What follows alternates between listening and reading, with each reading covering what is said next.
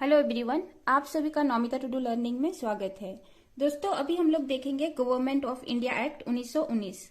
Government of India act 1919 को Montagu Chelmsford reform के नाम से भी जानते हैं। दोस्तों, इस एक्ट के तहत हुआ था सेंट्रल एंड प्रोविंशियल का जो सब्जेक्ट था उसको सेपरेट कर दिया गया था।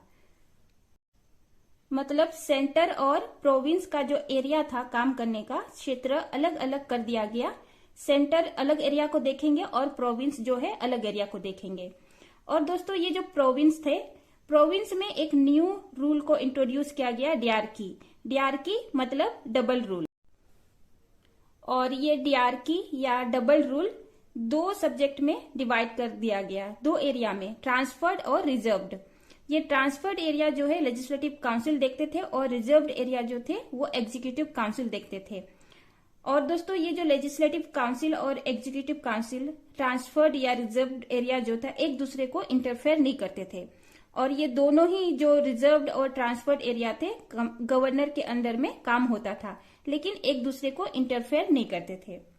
और दूसरा था दोस्तों, गवर्नमेंट ऑफ इंडिया एक्ट 1919 के तहत बाइकैमरलिज्म को इंट्रोड्यूस किया गया। मतलब लोकसभा और राज्यसभा या लोअर हाउस या upper house. First time 1919 government of India act 1919 में बाइकैमरलिज्म का इंट्रोड्यूस किया गया। और तीसरा नंबर में है दोस्तों, एक्सटेंड किया गया कम्युनल रिप्रेजेंटेशन को। इसको हम लोग पिछला वीडियो में देखे थे। और इस समय जो है गवर्नमेंट ऑफ इंडिया एक्ट 1919 के तहत इसको एक्सटेंड कर दिया गया। पहले जो था दोस्तों, हिंदू और मुस्लिम को ही मिला था कम्युनल रिप्रेजेंटेशन, मतलब अपने ही जाति के लोग अपने ही जाति के अंदर में वोट कर सकेंगे। तो यहाँ पे जो है गवर्नमेंट ऑफ इंडिया एक्ट 1919 में इसको एक्सटेंड कर दिया गया। और सिख को भी मिला, इंडियन क्रिश्चियन को, एंग्लो इंडियन जो यूरोपियन इंडिया में रहते थे उसको भी मिला। मतलब कि कम्युनल रिप्रेजेंटेशन जो है उसको बढ़ा दिया गया। चौथा है दोस्तों, सेपरेट कर दिया गया बजट को। सेंटर का बजट और प्रोविंस का बजट, इसको सेपरेट कर दिया गया। गवर्नमेंट ऑफ इंडिया एक्ट 1919 के तहत ही स्टैब्लिश किया गया पब्लिक सर्विस कमीशन। दोस्तों, ये जो पब्लिक सर्विस कमीशन ये करते थे कि हायर लेवल का जो सर्विस था वो कंडक्ट करवाते थे, उसका रिक्रूटमेंट करते थे। तो पब्लिक सर्विस कमीशन का स्टैब्लिशमेंट हुआ गवर्नमेंट ऑफ इंडिया एक्ट 1919 के तहत। अभी हम लोग देखेंगे Simon commission 1927। Sir John Simon के अंडर में एक कमीशन बन के आता है 1927 में, जिसको साइमन कमीशन के नाम से जानते हैं। दोस्तों, क्योंकि अभी हम लोग हिस्ट्री नहीं पढ़ रहे हैं, हम लोग इंडियन कॉन्स्टिट्यूशन का इवोल्यूशन पढ़ रहे हैं, तो हिस्ट्री के बहुत डेप्थ बैकग्राउंड में नहीं जाएंगे। तो हम लोग अभी बस पॉइंट देखते हुए जाएंगे। तो साइमन कमीशन जो है वो बन के आए। तो साइमन कमीशन जो रिकमेंडेशन दिए थे, पहला था डियार्की को अबोलाइज करना, और दूसरा था दोस्तों रिस्पॉन्सिबल गवर्नमेंट को बढ़ा देना प्रोविंस में, और तीसरा था ब्रिटिश फेडरेशन को स्टैब्लिश करना। मतलब लार्जर एरिया में ब्रिटिश इंडिया को ऑटोनॉमी देना या ब्रिटिश इंडिया को अपने क्षेत्र में अधिकार देना।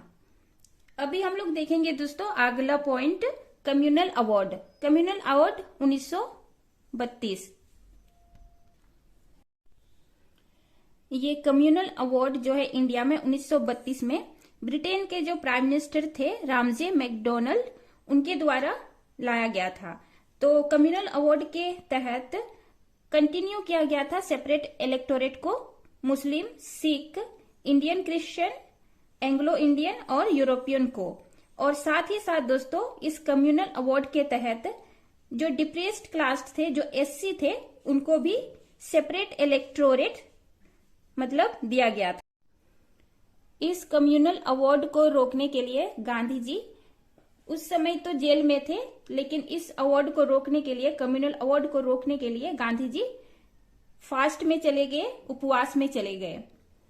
लेकिन दोस्तों ये कम्युनल अवार्ड जो थे, B.R. अम्बेडकर चाहते थे कि डिप्रेस्ड क्लास जो एससी थे, स्केड्यूल कास्ट के लोग थे, उनको मिले। तो इसी चीज को रोकने के लिए गांधी जी एक तरह फास्ट रखे हुए हैं और एक तरह अम्बेडकर चाहते थे कि ये अवार्ड मिले। तो इन दोनों के बीच एक समझौता हुआ यरवदा जेल में। यरवदा जेल पुणे में है। तो इन दोनों गांधी जी और अंबेडकर जी के बीच में समझौता हुआ, और इन दोनों के बीच में समझौता हुआ कि जो स्केड्यूल कास्ट के लोग थे, जो डिप्रेस क्लास थे, ये हिंदू में ही रहेंगे, लेकिन हिंदू को ही वोट देंगे, लेकिन इनके लिए रिजर्व सीट रहेगा हिंदू में। तो इस चीज को इस समझौता को साइन करने के लिए गांधी जी के बिहाफ में मदन मोहन मालवीय जी ने और BR अम्बेडकर जी ने साइन किया था। अभी हम लोग देखेंगे government of India act 1935। Government of India act 1935 के तहत हुआ था दोस्तों, फर्स्ट प्रोविजन था all India federation. All India federation को स्टैब्लिश किया गया था। ऑल इंडिया फेडरेशन के अंतर्गत आता था फेडरल लिस्ट, प्रोविंशियल लिस्ट और कंकरेंट लिस्ट, जो अभी के तौर पे दोस्तों हमारा कॉन्स्टिट्यूशन में है सेंट्रल लिस्ट, स्टेट लिस्ट और कंकरेंट लिस्ट। सेकेंड नंबर पर है कम्युनल रिप्रेजेंटेशन को बढ़ा दिया गया, स्केड्यूल कास्ट को दिया गया, वुमेन को और लेबर क्लास को। और तीसरे नंबर पे है डीआरकी को अबोलाइज कर दिया गया, खत्म कर दिया गया प्रोविंस में। चौथा पॉइंट है दोस्तों अडॉप्शन ऑफ डीआरकी इन सेंटर, मतलब प्रोविंस में तो डीआरकी को खत्म कर दिया गया, लेकिन सेंटर में डीआरकी रहा, इसको डीआरकी को सेंटर पे रहने दिया। पांचवें नंबर पे है दोस्तों बाइकैमरलिज्म इन प्रोविंसेस, मतलब कि प्रोविंस पे स्टेट, उस समय के स्टेट पर lower house and upper house को स्टैब्लिश किया गया, लोकसभा और राज्यसभा को प्रोविंस में। और 6th नंबर पे है फेडरल कोर्ट को स्टैब्लिश कर दिया गया, ऑल इंडिया कोर्ट को स्टैब्लिश किया गया, रिजर्व बैंक ऑफ इंडिया को स्टैब्लिश किया गया गवर्नमेंट ऑफ इंडिया एक्ट 1935 के तहत।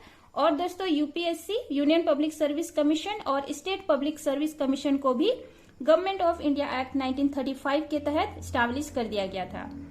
और 7 नंबर पे है दोस्तों 10% इंडियंस को उस समय पे 1935 के एक्ट के हिसाब से वोटिंग राइट्स दिया गया। और 8 नंबर पे है काउंसिल ऑफ इंडिया को खत्म कर दिया गया। पहले ब्रिटेन पार्लियामेंट से काउंसिल ऑफ इंडिया बन के आता था, अभी क्या होता है दोस्तों गवर्नमेंट ऑफ इंडिया एक्ट 1935 के तहत गवर्नमेंट ऑफ इंडिया के नाम पे इंडिया में रूल्स बनने लगा। हम लोग देखेंगे Indian independence act 1947। Indian independence act 1947 के तहत होता है दोस्तों ब्रिटेन के जो उस समय के पीएम थे क्लेमेंट एटली डिक्लेयर करते हैं कि end of British rule in India. India में इंडिपेंडेंस एक्ट 1947 के तहत ब्रिटिश रूल का इंडिया में खत्म हो जाता है। और इसी इंडिपेंडेंस एक्ट 1947 के तहत माउंटबेटन प्लान आता है दोस्तों। माउंटबेटन प्लान जिसको पार्टीशन प्लान के नाम से भी जानते हैं, जो इंडिया और पाकिस्तान दो अलग अलग स्टेट बनता है। अभी देखेंगे इंडियन इंडिपेंडेंस एक्ट 1947 के तहत और क्या क्या खत्म होता है। दोस्तों ब्रिटिश तो खत्म हो ही जाता है इंडिया से, साथ ही साथ जो वायसरॉय का जो पोस्ट था वो भी खत्म हो जाता है, अबोलाइज्ड कर दिया जाता है वायसरॉय का पोस्ट। तीसरा दोस्तों कॉन्स्टिट्यूएंट असेंबली को एम्पावर करता है, इस इंडिपेंडेंस एक्ट के तहत एम्पावर करता है कॉन्स्टिट्यूएंट असेंबली को। चौथा है दोस्तों अबोलाइज करता है secretary of state. Secretary of state India में रूल क्या करते थे, तो इंडिपेंडेंस एक्ट के तहत सेक्रेटरी ऑफ स्टेट खत्म हो जाता है। 5वें नंबर पे दोस्तों प्रिंसली स्टेट को फ्रीडम मिलता है कि वो इंडिया को ज्वाइन करे या पाकिस्तान को। 6 नंबर पे है दोस्तों डोमिनियन और province to follow government of India act 1935। मतलब गवर्नमेंट ऑफ इंडिया एक्ट 1935 ये बहुत ही ज्यादा इंडिया के फेवर में ये रूल्स बने हुए थे, तो डोमिनियन स्टेट को और प्रोविंस स्टेट को फॉलो करना था, इनको मैंडेटरी था कि गवर्नमेंट ऑफ इंडिया एक्ट 1935 को फॉलो करना है। इसी के साथ ही दोस्तों हमारा इवोल्यूशन ऑफ इंडियन कॉन्स्टिट्यूशन खत्म होता है, और आगे का वीडियो में हम लोग देखेंगे इंडियन पॉलिटी और हम लोग पढ़ेंगे हमारा इंडियन कॉन्स्टिट्यूशन। आज के लिए इतना ही। Thanks for watching. जय हिंद।